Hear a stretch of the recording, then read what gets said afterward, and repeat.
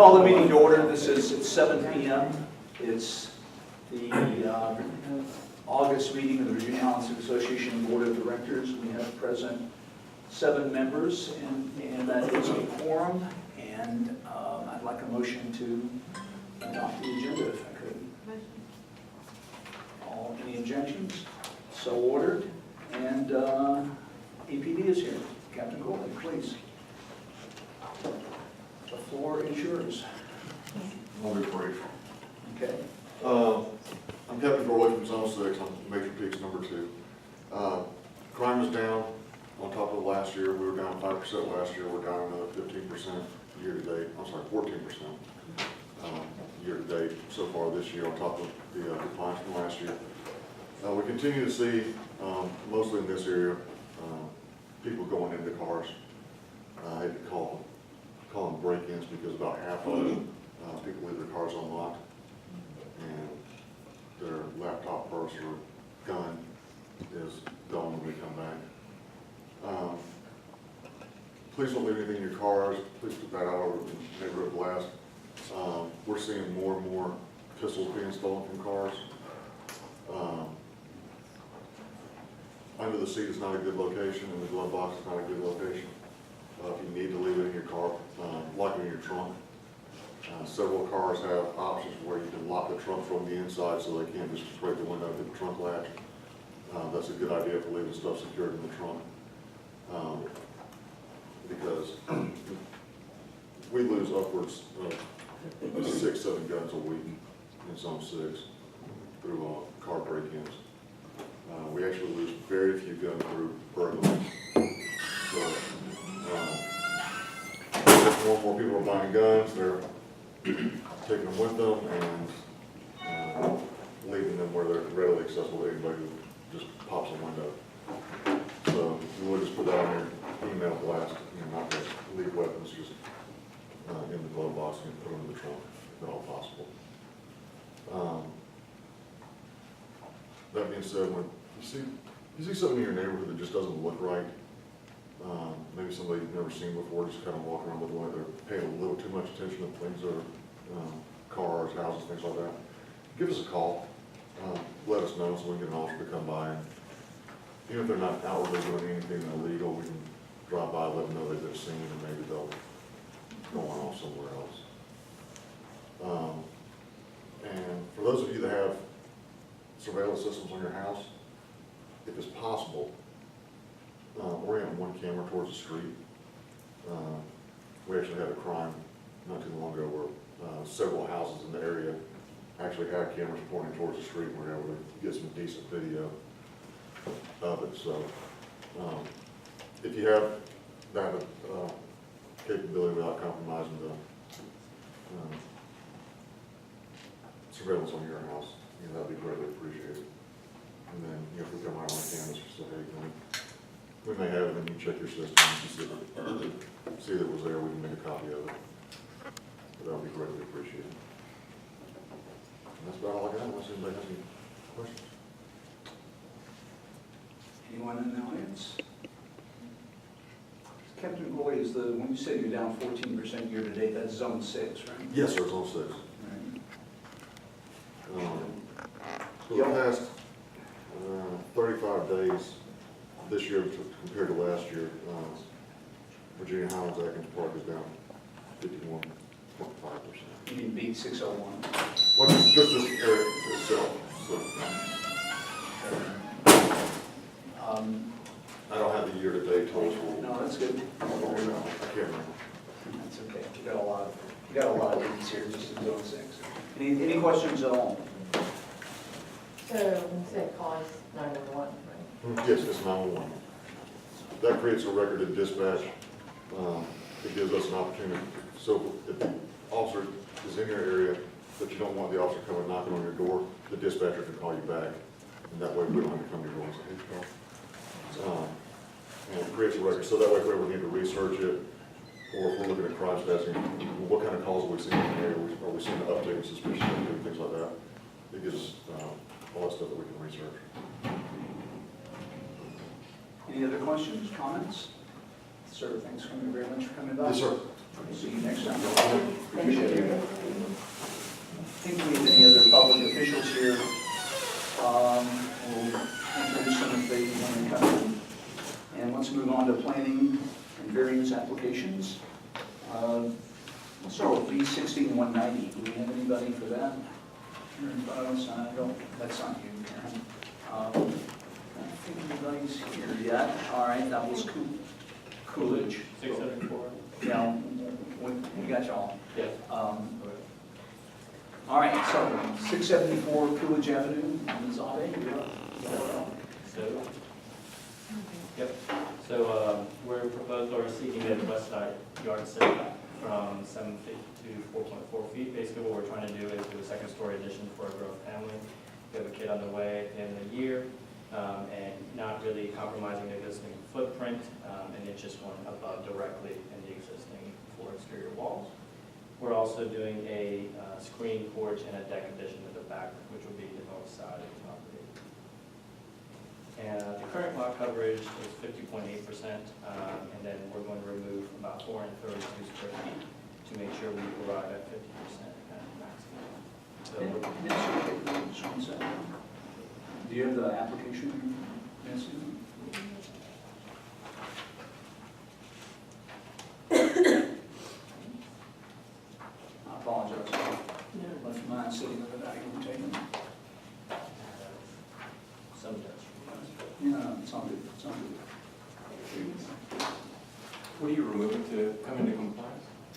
There is a little bit of gravel path that's to the side of the parking pad that we have. We're moving that one. There's some on the backyard, back north side of the house, as well as some parking pad on our side of the property. This is the first one right here. That's the- Yeah, this one. No, this, yeah, this is, no, this is 190, V16-190 on Coolidge. Got it, okay. So we did a site visit here, and in fact, I think the applicant, there's an amended certificate, referral certificate, Debbie, it's been corrected because they gave these folks somebody new down there shortened the site coverage, right, which was all problematic in 4 different ways. The rear yard, this is the yard that backs up onto Crest Hill, which has a lot of some stormwater issues that have been accumulating from far too much development, too much buildup. As it turns out, 50% is probably a figure that can be problematic depending on seriousness. But these folks are going to do a better job. They're removing a trough in the backyard that used to convey the stormwater rapidly off the backyard. Yes, we're doing a rain garden. Right. So back there, that water that used to fly off of the rain surface will actually has a much better chance to get absorbed. And there's very little new being generated overall anyway.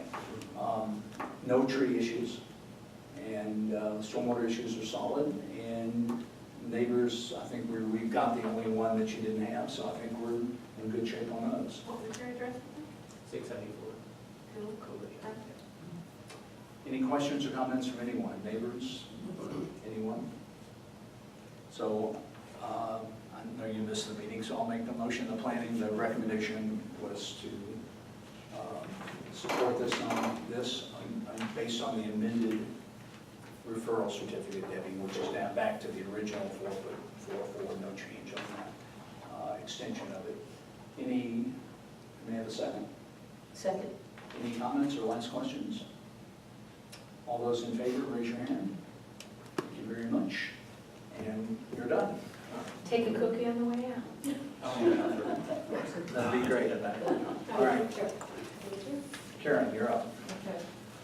So I don't know if you want to see the neighborhood notifications. If that's something that you want to see, or you have your copy. We'd already seen them, so I think we're good on that. So I live on 1040 Bellevue Drive, and it's a 1,547 square foot house. It's a 2-bedroom, 2 baths.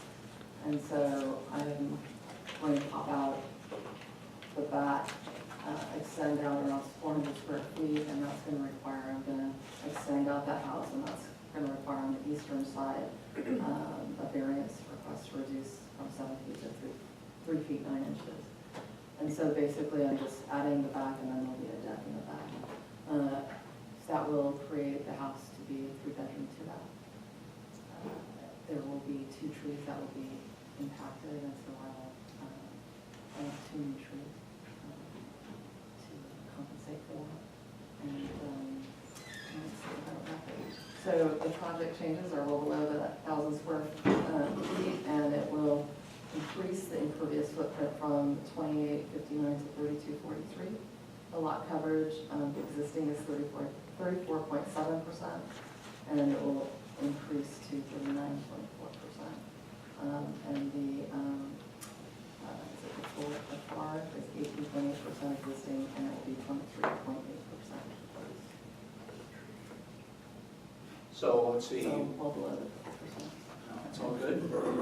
Let's see, you were on the site visit, I think. Are we there? Yeah. Right. I recall there were, other than 2 trees, no issues. The backyard, the stormwater is going to be fine. The backyard happens to be, the topography is quite favorable, and it's being handled pretty well now, and it will continue to be handled very, very well. And the neighbor notification was complete, and I don't think we saw or anticipated any issues from the site at all. Are there any questions or comments from the audience? Any board? Can you do some details about the trees, like how big are they and what types are they? Or are they on the site plan? They are on the site plan. I mean, one's a crepe myrtle, it's fairly large, had it for a long time. And then the other one, I'm not really, it's a hardwood, not really. You're gonna have to pay some Yeah. recompense. Yeah, You're not gonna be able to plan enough to go 1-for-1. it's, So I think it's a legal one being gonna be, I think, not a challenge in some sense. It could be, but it's not. Any comments or questions from anyone? Motion, I'll make it because the planning department, the planning committee recommended support unanimously. And I'll make that motion here. Any last questions, thoughts? All in favor, raise your hand. All right, y'all are good. You'll be in Ms. Kapinski's hands next Monday night at 7 o'clock. You're welcome to stay, by the way, but you're welcome to have a cookie. Your mint chocolate chip. Mint chocolate chip, chocolate chip. Give up for a kid. I had a few more, but the 6-year-old ate them on the way out. And I was snugs like that.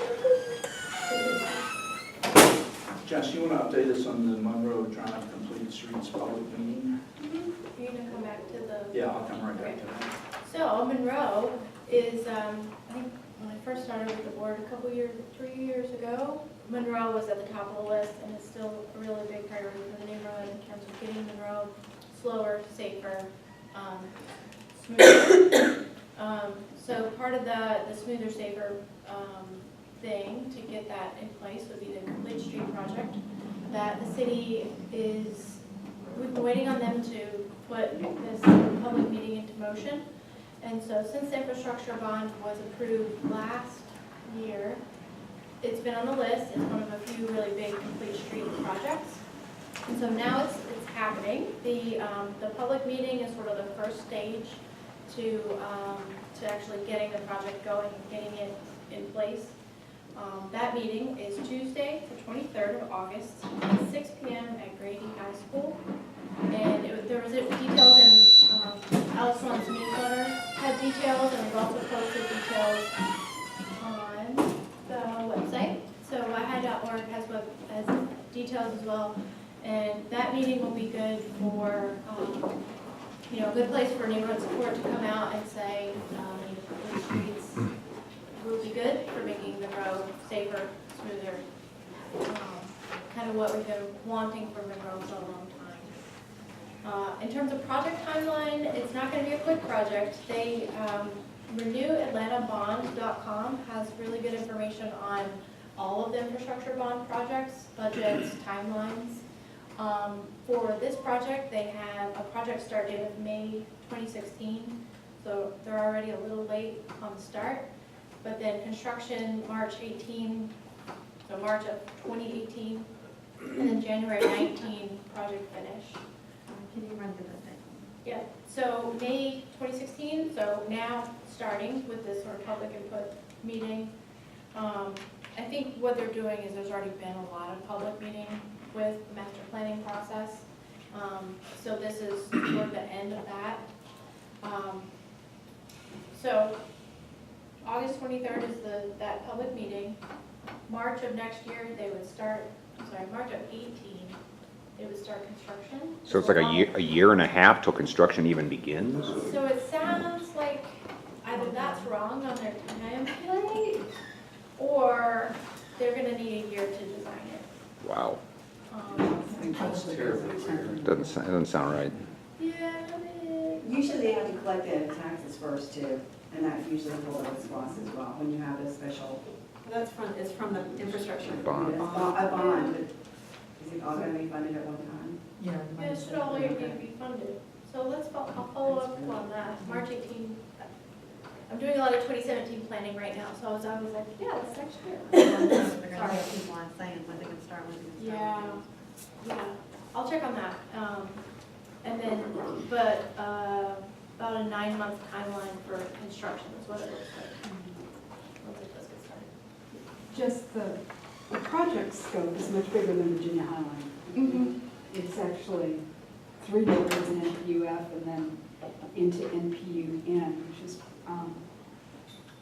could be one of the reasons why the timeline's so long, because it is a very long stretch of road that we're gonna have to change. Was all of that included in this infrastructure bond? or- Yeah, it is. It was. And the meeting's sponsored by the 3 city council people. Right. So has anyone checked in to see what the format's gonna be for this meeting? Virginia-Highland's pretty well versed on how it's gonna work, but the other neighborhoods are not. And so I'm hoping that they'll start the meeting off with a really good explanation of what their plans are and why, similar to what Joel did in the past for us. Yeah, it says residents encouraged to attend and provide input. Yeah. Yeah, I hope they do too. That'd be good. And we do have still some information, if anyone does run into people who would like to know more about a complete street or how a road diet works, there's really good information in the master plan we can pass along, which happens to be right. And there's also the T-Splost on November ballot. It would be yet another kind of bucket of funding. The infrastructure bond was mostly to get things up to speed and up to kind of where it should be. And then T-Splost is a whole nother set of projects, which would be really good, including a North Highland Complete Street project, Cheshire Bridge sidewalks, citywide traffic signalization, and Beltline right-of-way. So lots of focus, I think, on transportation projects, and good to keep an eye out for what's going on. Comments or questions? So we can certainly write Alex and ask him to make sure that happens, and the explanation up front, I'm sure will be. And I He think, said it was included in his newsletter that went out today, and it was pretty much the same, blah, blah, just come on over.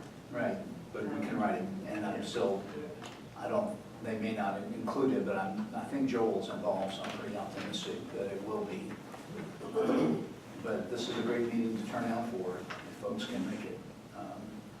Because this will be the culmination of this will be an important step in a long, long trail that we've slogged it down.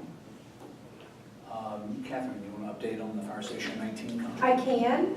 It's been a long summer, and apparently when you try to give the city money, it takes a long time to do that. So we're going back and forth finalizing the contracts. The fire station got its new truck today, which came as a surprise to them and everybody else. So I went over to see it, and they were already out on the call. So our hope is, we were hoping we would start the construction, or at least the work, not the construction, but the work with the architects in August. Still optimistic that that's going to happen. So Bob, our team of lawyers have been very diligent. They're really dedicated. It's just a really slow. You want to throw in a minute's worth of explanation about why we've put such effort into drawing up the contract in the way that it's going? Well, we had a long conversation about doing good planning up front in anticipation that it would be a fairly complicated process.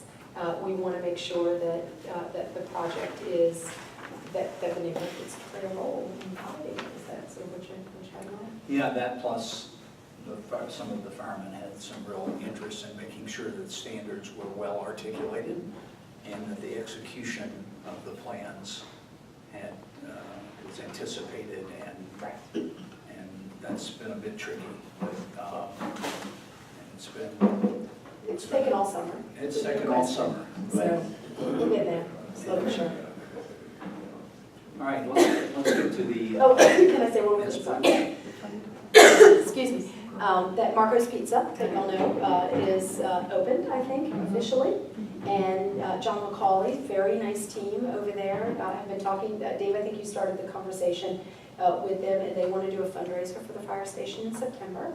So that will be coming down the pike. But they've been incredibly generous and really quite lovely. And then Worthmore, very nice team at Worthmore, also wants to do a fundraiser. It's their anniversary on the 27th.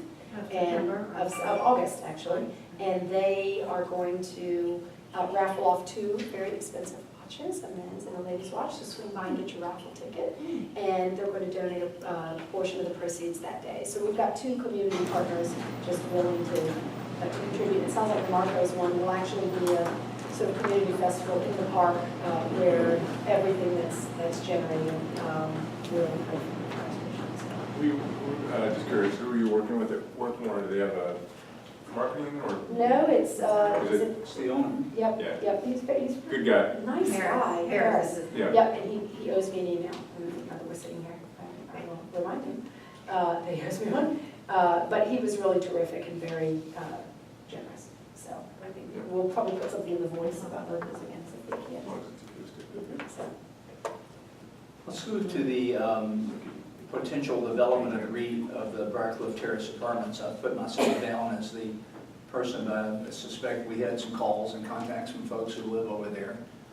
There's been, so I'll give a little piece that I have to say. They've come to us with 2 different pre-conceptual plans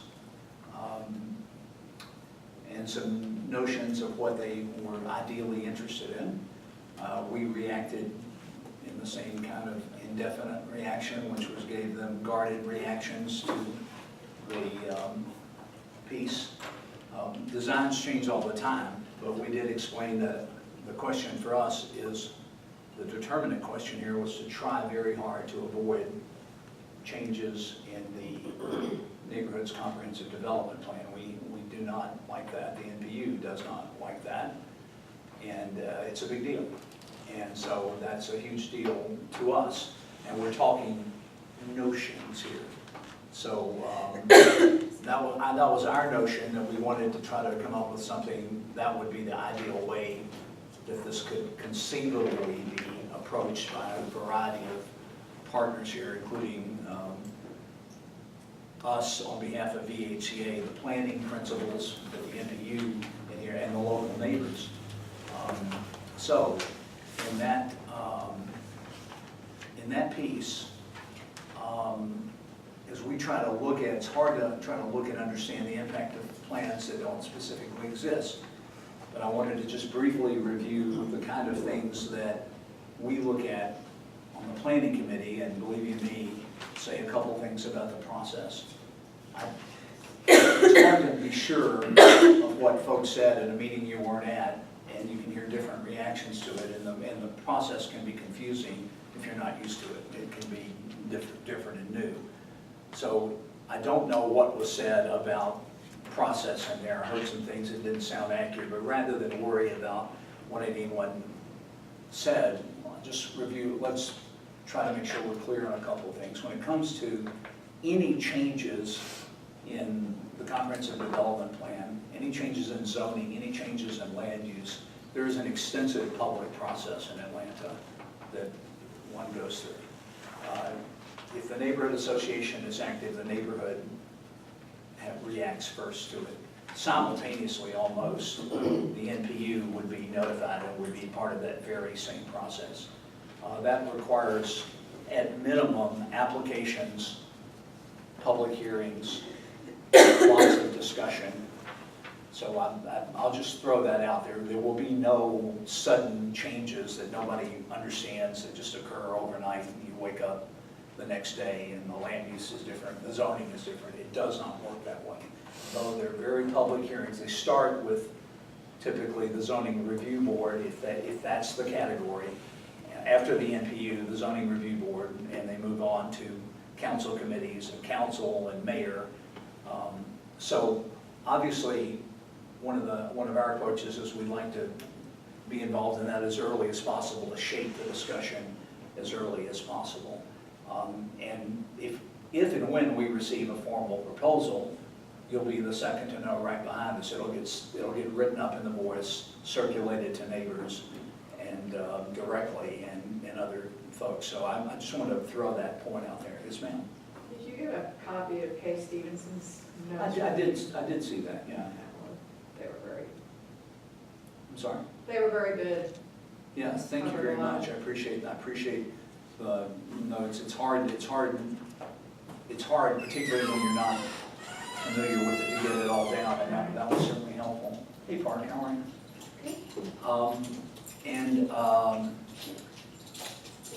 I wanted to throw out just a couple of points about what density consists of in the city of Atlanta. Density is not measured by the number of units. It's measured on a development. It's measured by the total FAR, the amount of the total FAR in the neighborhood. And that's the reason for that should be obvious. I mean, you could produce far fewer units that are much huger, and you would end up with a huge increase in density. Debbie, do you want to say something? No. No. I just, Please feel free so I to- can see. No, please chip in at any point. Debbie spent a lot of her life with this.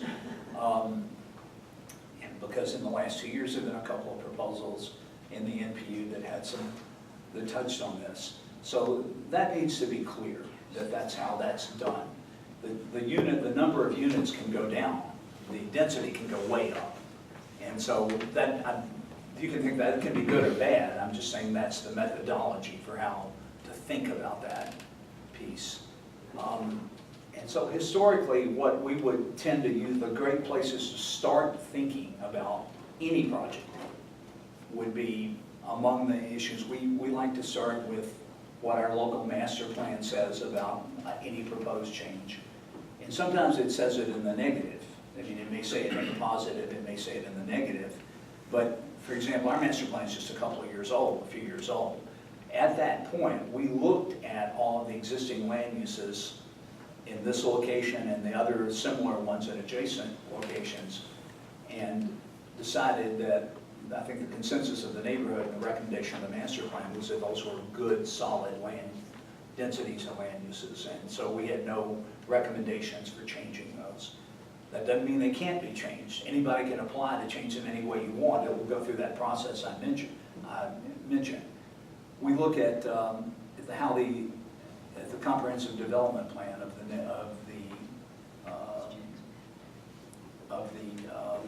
NPU. It's the official planning document for the city for this neighborhood. It gets updated every 3 years or 2 years? 4 years. 4 or 5. We've updated it very faithfully and followed it in this neighborhood. We pay a lot of attention to it. In fact, one of the things our planner, Aaron Fortner, has gone through as he's trying to look at planning in Virginia-Highland is the last 3 or 4 of those documents to trace the evolution and growth and how the plan has changed. So we look at that very closely. We also look at how has the NPU reacted to proposed changes in that document. Anybody can apply to change. Anyone can. You or I can, if we own a property, I can go down tomorrow and try to build townhouses on my single-family lot. Right? I can go file the application. The planning department will certainly discourage it, but if I hire an attorney, they'll file it.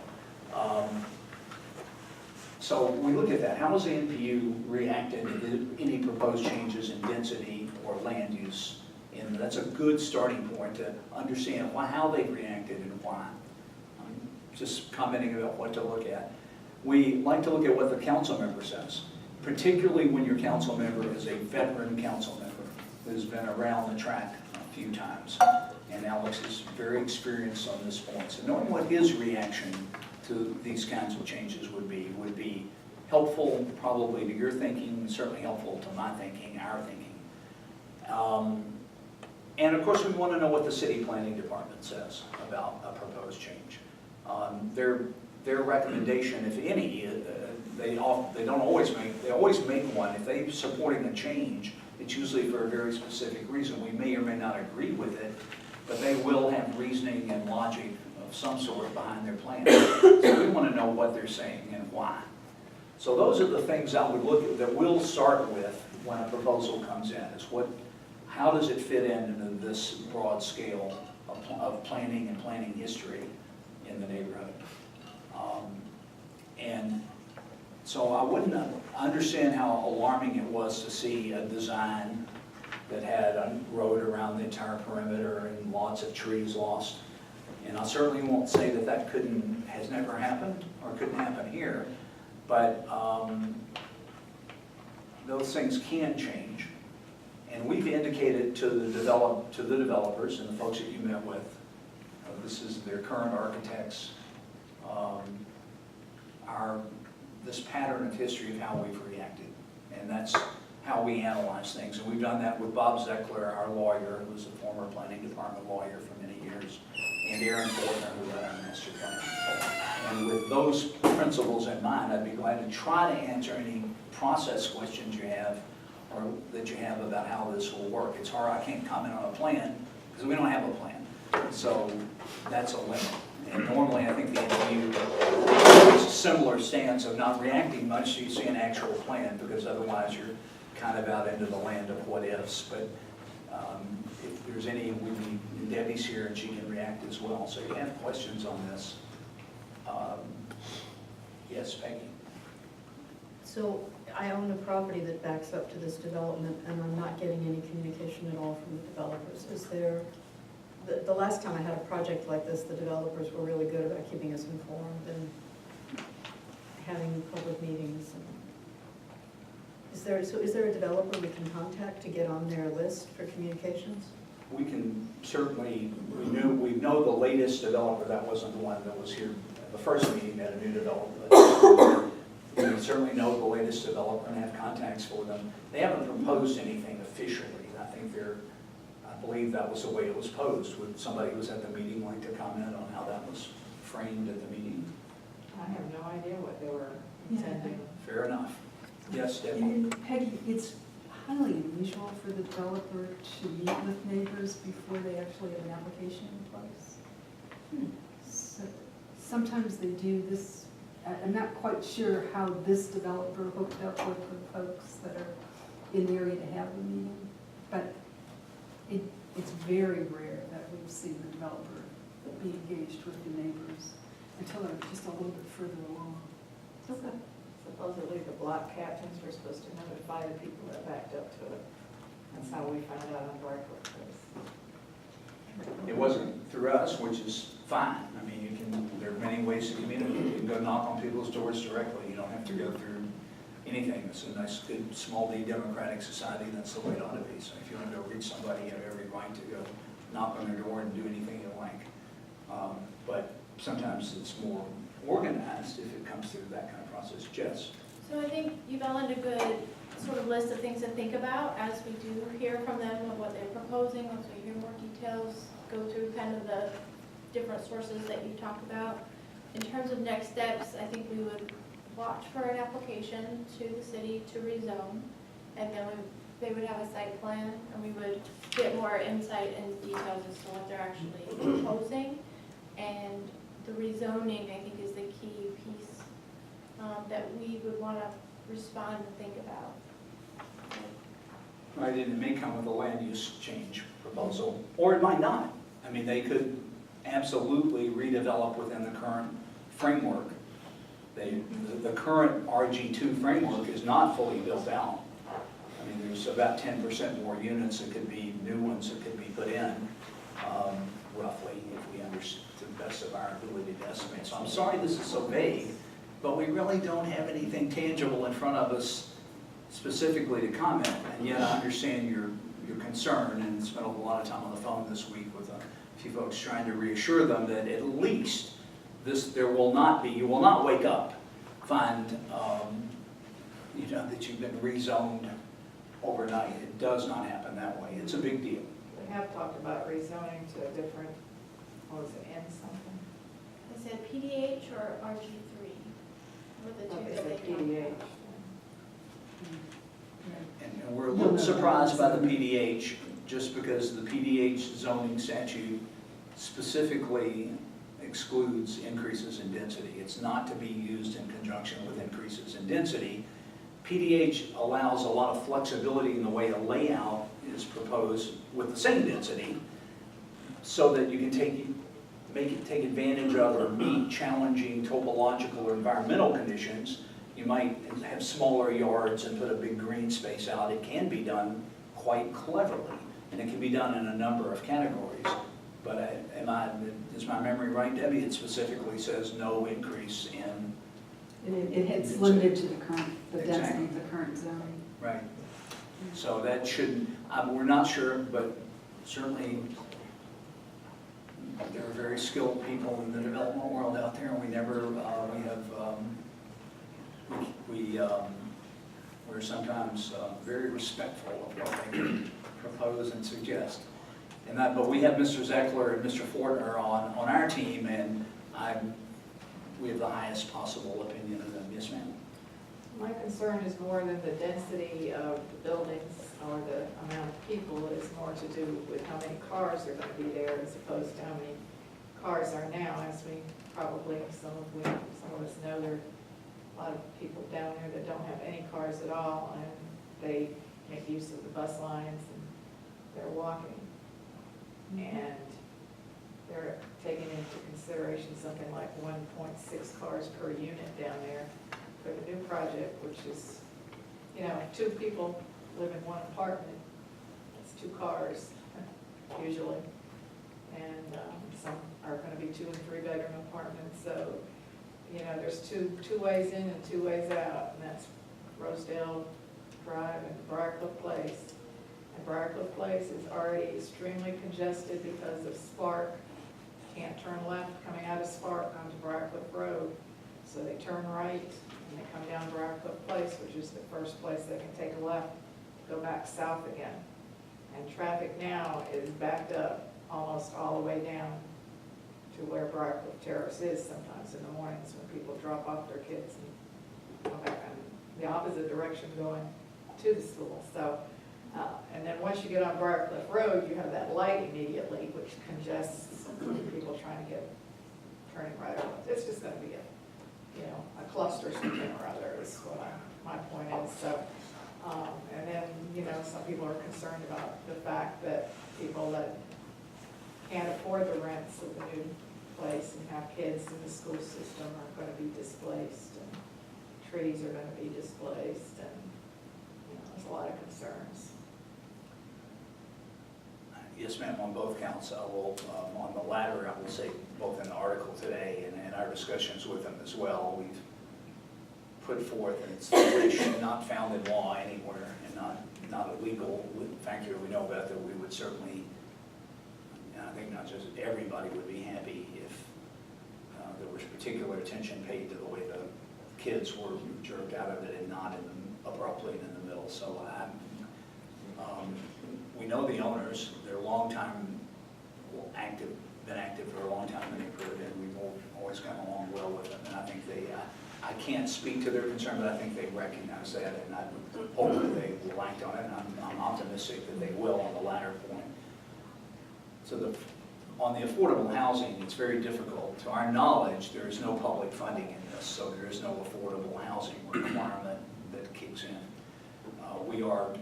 We will try to understand that further, you can be sure, but we have no knowledge of that at all.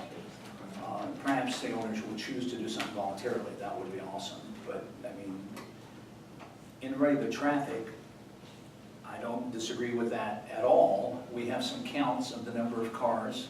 We try to actually go out and count things so that we're not just estimating. So we have some counts of different numbers of cars at different times, different hours of the day there. And if you're suggesting that the numbers may triple or quadruple, that's possible under the plan that was proposed. But that plan might change, and there's a formula for the cars So I think you're right. I will say that it's been difficult in the past. Debbie, you want to opine on this? It's been difficult, in my opinion, to make a fit, to get decision makers to pay a lot of attention to traffic counts. Debbie, would you like to suggest? That is true. Traffic counts are counterintuitive. What planners will say is that minimum traffic impacts were, from our own perspective, generally, they're much higher. But it is, the traffic is an issue that the city planners will look at as part of their analysis of the rezoning request. The other thing, Jack, that is part of the process, that I just want to make sure everybody remembers, is that you all have an opportunity to vote. It's a vote of recommendation, one way or the other, but when the NPU votes, particularly in large numbers, the city council and the city do take notice. So we'll make sure that there's plenty of publicity on when the NPU will be meeting. And that has happened, to my memory, twice rather dramatically in the last 2.5 years in the NPU. And I think you can argue that it has some impact. So I think it's a multi-layered approach. We will be arguing for the for a logical approach and minimalist impacts, and we'll take it, we'll see what the reaction to that is, and if we can't negotiate here or through the NPU successfully, then we'll react according to the circumstances that are in front of us and hope for the very best on them and be prepared for otherwise. And I can only say that I think that both the NPU has been consistent in its response, and the planning committee and the boards have, over the last decades, given a very high priority to this issue as an issue. And we didn't do all that work and spend all that time and money and effort on the master plan to try to establish norms to treat it like a document on a shelf. So those concerns were important then. They've been important for a number of years in this neighborhood, and they're formalized now, and they're important now. People will be involved in the process, and you have a really good planner and a really good zoning lawyer advising us here, and we're going to do the best we can, and you'll be able to see it, come to the planning meetings, and you'll be a little alarmed, but it's fine, it's really good. So come there, and if we need to, if we're unhappy, I would hope we can be happy, but if we can't be happy, then we'll be organizing and trying to ask along the lines that Debbie mentioned. So I invite you to be part of the process. We'll be writing about it. You'll learn. So come to the meetings, and we take it quite seriously, is all I can say. And we've been successful. Yeah, I don't like these kinds of potential challenges. We like to find a resolution to them that everybody can live with. So we'll see if that's doable. But the principles are the ones I laid out earlier, and it may be hard. We're not going to abandon the principles, I don't think. I'd be surprised, based on historic precedent, if that occurred. Any comments from anyone, or any more questions? Thank you for coming, Sandra. Did you have a specific question? Not at all. All right, ma'am, thank you. Let's move on then to Robin. Do you have a report for us? I do. I'm sorry, I apologize. Park, did you want to say anything to us, or? Just want to introduce myself to anyone that doesn't know me. My name is Park Cannon. I am the state representative for District 58. I was elected in February and again in May. I'll serve for the next 2 years. I live in the old 4th Ward where my grandparents lived, and pretty much a progressive Democrat. So feel free to reach out to me about any concerns that you have. I have a background in healthcare access, both in the operating room and with healthcare insurance. I have business cards if you need. Thank you. Have a cookie. Thank you. Park came and brought the new solicitor to the planning meeting. I was becoming the first state representative in my memory to show up at a planning meeting, and one of the few to show up here, and I appreciate your coming. And you'll be hearing from us because we know who you are. That's fine with me. Park, next job at the DNC. Thank you. All right. We have Robin. Yes. Sorry, I apologize. Back to you. Our planning for the tour continues. It looks like our sponsors are going to be up about $47,000 this year. We have a good PR plan lined up, so we may top 80,000 for gross revenue on this tour this year. We have restaurants for 4 of our 8 homes signed up. Thank you for asking. Y'all are always so responsive. We love it. We have a Cook Warehouse, Tom Tom, and Marlowe's Tavern lined up. We're yearly seeking several more. Let's put it that way. We're going to have our shuttle this year is going to be a throwback to our trolley days. So we're going to have a couple of trolleys going around tourist stops. Hard to believe, but tickets go on sale in only 2 months. So our first website updates will happen in 2-3 weeks for that. And that's life on the tour right now. You are looking for additional help? I'm looking for additional help. We kind of have some front-end activities and we have back-end activities. Unfortunately, I've lost some back-end activity people for various reasons. So if you know of anybody who wants to get involved, I will happily take any helpers. I think especially we talked about people who are really good. Well, I even have more people that have left the committee since I talked to you. So anybody that wants to help, I will certainly find something to do. We can put a call out in the Voice if it's that, if you need that many bodies. I mean, I've got someone who can help. Okay. On my street. I'll email you right now. Comments, questions? On to the AGM, Jess and Lola, and the nominating committee. So the meeting is September 22nd in middle school. I'm like 99% sure we asked for the rental and haven't gotten the confirmation, but we know it's available and the principal approved it, so that should be fine. Online, you'll see an article, we're accepting nominations.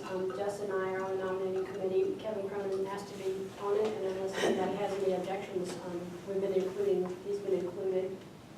And so anyone can send a bio, their history, their reason for wanting to be on the board to us. And you can find that when you go to abouthigh.org and just look up nominations and AGM, and you'll find a way to reach out to us. Our emails are listed, and if by chance yours is not, I will forward to you anything we've gotten. You've already forwarded us on.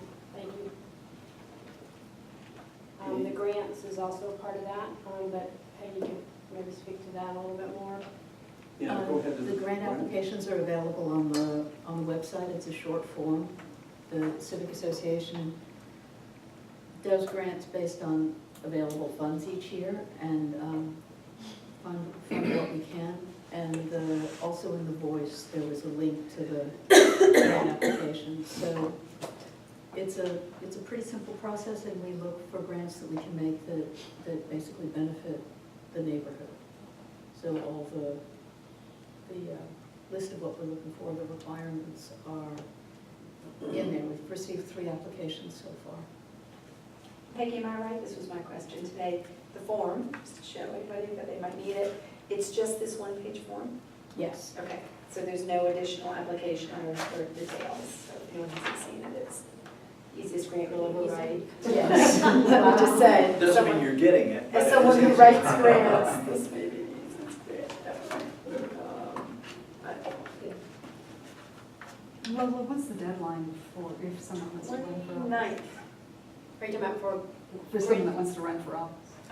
We publish the bios by the 15th. I'm trying to remember. I actually don't. It's in the article and I can look it up. But we try to. It's actually not. That's the reason why I'm asking. Excuse me? It's not, the date isn't in the article. I think it was. But we publish the bios. We try to do that 2 weeks before the meeting. But anyone can basically be on the ballot. But for it to be on the published ballot, we need to get it 2 weeks before the meeting, and that means September 22nd. Okay. Questions, comments? The calendar's in place. Let's move to the new, I'm sorry. Sorry, let me add one thing to the calendar that's not on here, just to put it on your radar. September 25th, Atlanta Streets Alive is coming back to the neighborhood. So get your bicycle ready. Oh, that's and, great. So So it's a kickoff with a bike parade at 2 o'clock from Virginia-Highland, and then they go south on North Highland, and then same route as last year, it loops all the way down Highland to Boulevard and then up Boulevard. They will not be closing North Avenue this year. So you'll have to get through that hill. And as part of that, I think if any of you are workout themes, I think we'll have a couple of yoga and full body workouts. So we have the groups going on in North Highland Park. What time does it start again? Is it? So 2 p.m. September 25th. That's great. It's a great way to get to know the neighborhood and walk Yeah. around. It's a great event, all over the city. We do need an ambassador, so if anyone's interested in kind of coordinating with the Atlanta Bicycle Coalition on the details. I did it last year, and I'm not going to do it this year. So if you know of anyone who wants to get involved in something fun, highly recommend it. I thought we had someone offer to do that last week. Yeah, she and I work together, and it's just, That's not like it's a mini diet.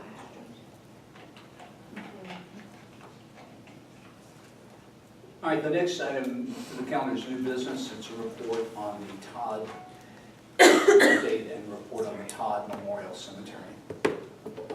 I'm going to give a précis of the events that have led this board to where it is now and created the situation we now face.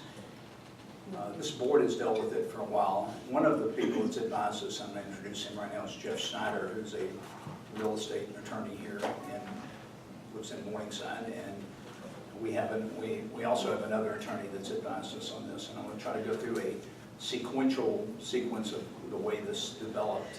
And we'll take questions and have a discussion about what's happened here. The Todd Cemetery was created in the late 1980s in memory of the family of the first settlers, the Todds, from Todd Road up by the bank, who came to Virginia-Highland about 1821 or in the early 1820s, right after the state got the land by with the settlement of from the Creek Indians. The access, the memorial was consisted of a cylinder and burial plot surrounded by a fence. And access to visit it was established by a public easement that was first recorded in the Fulton County property records in 1990. And from the easement's inception at that point to the 2014, members of the public were able to freely walk to the memorial unchallenged by fences or gates. After buying the property in 2014, the current owners built a fence and a gate that restricted visitors' access. Over the next 2 years, at least 2 members of the public, one of them a family member, found the entry blocked and by the fence, and both left without entering the memorial, and both notified us subsequently. We retained an attorney to examine the public's right to access and the specific obligations of the owners on this point.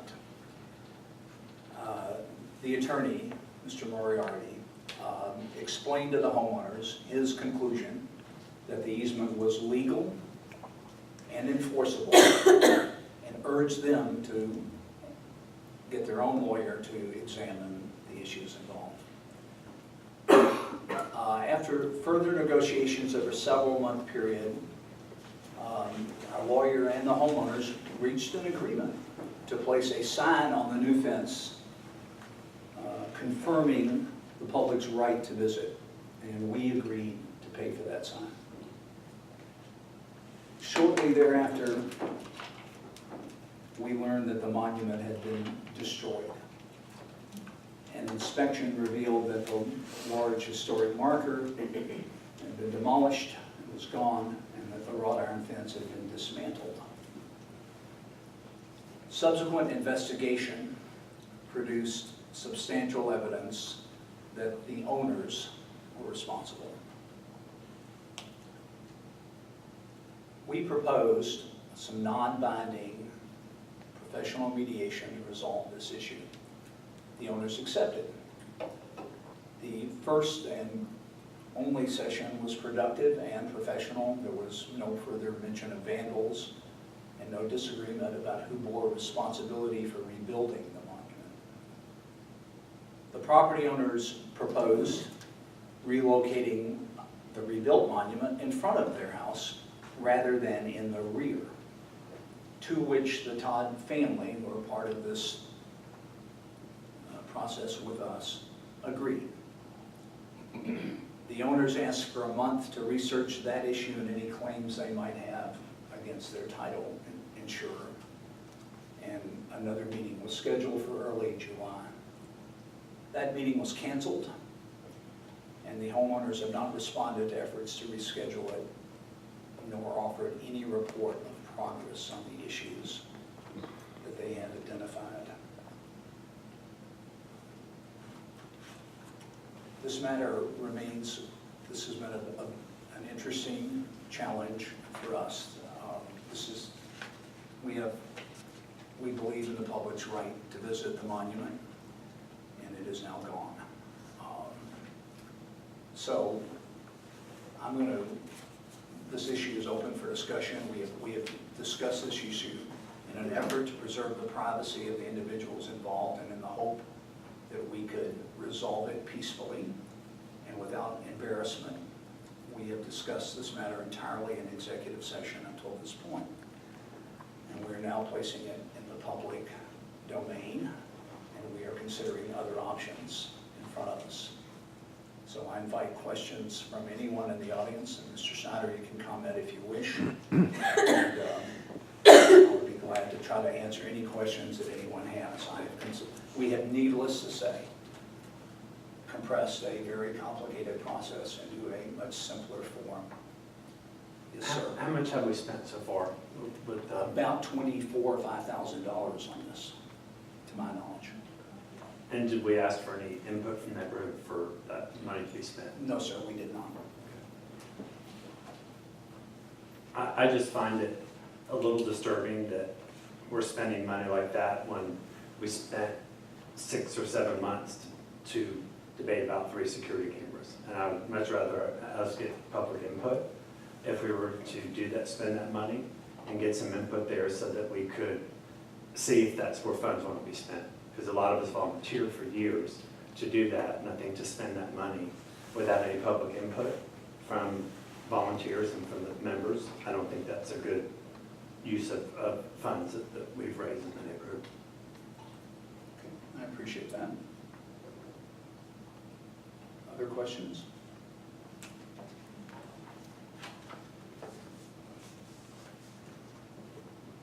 So I'll reply just briefly to the process here.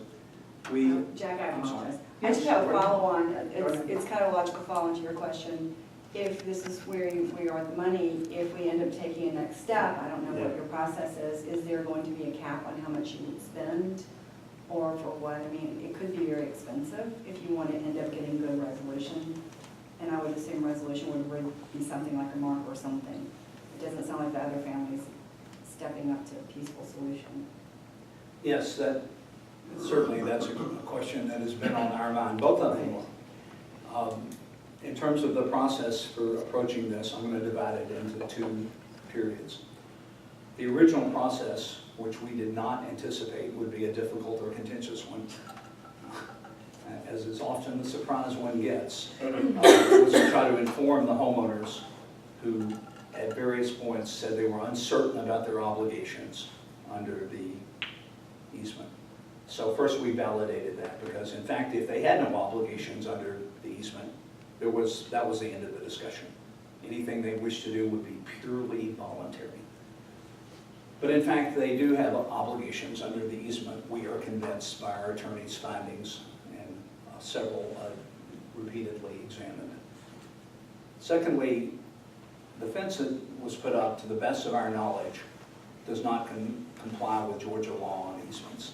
It was an illegal fence. It should not have been permitted and put up. I'm not sure it was permitted, but it was put up. Nonetheless, we could actually understand